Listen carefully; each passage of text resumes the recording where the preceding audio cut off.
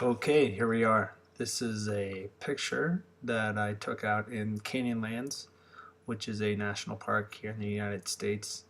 And I'm just going to demo real quick how we can take this sky up here and maybe make it a little bit more interesting since it's not doing a lot for me, but I'd rather not crop it out. So I've gone ahead over here and I've made a copy of this. You can do that by right clicking and just saying duplicate the layer and clicking OK, and a background layer will pop up. So I'm going to go on ahead and hide this layer for now because this is what I'm going to end up using ultimately.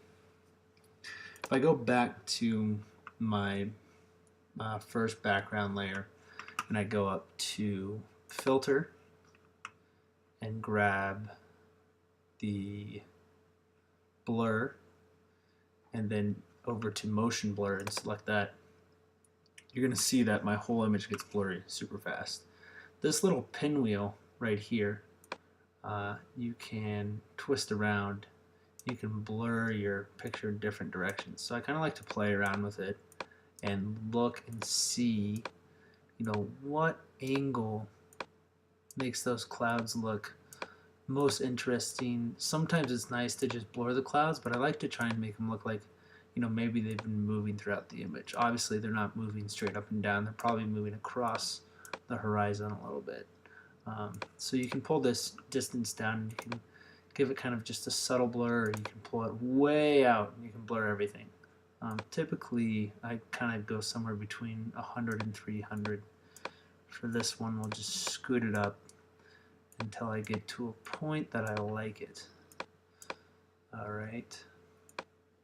So there we are, 147 pixels, probably about 9 degrees. Typically I find pretty close to 0 is actually what I want.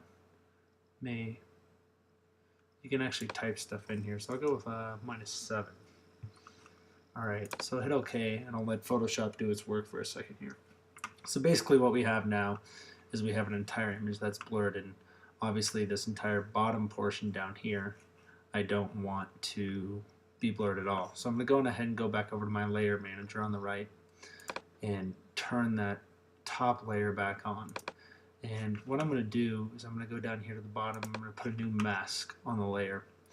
And from the mask, what I want to do is I basically want to bring that layer underneath it back into it just up in the sky. So there's a couple ways to do that.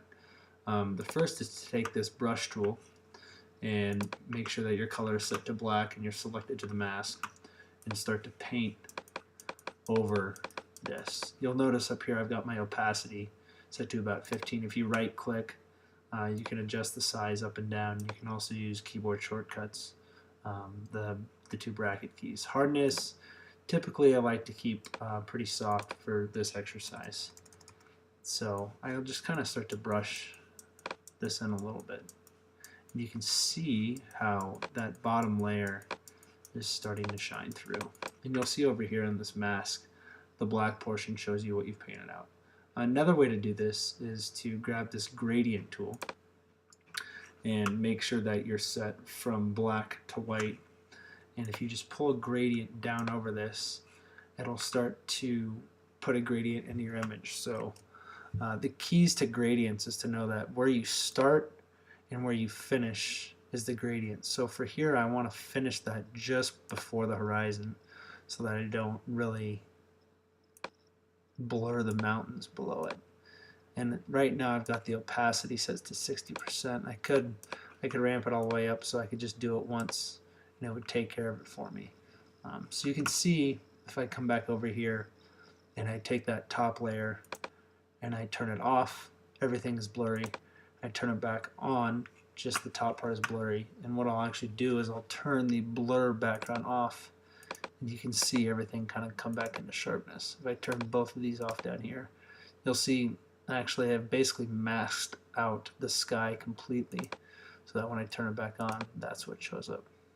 So basically, just as a quick recap, make a copy of your layer, use the blur function to blur that primary layer, then put a layer over the top of it, and using a mask, paint that bottom layer back in.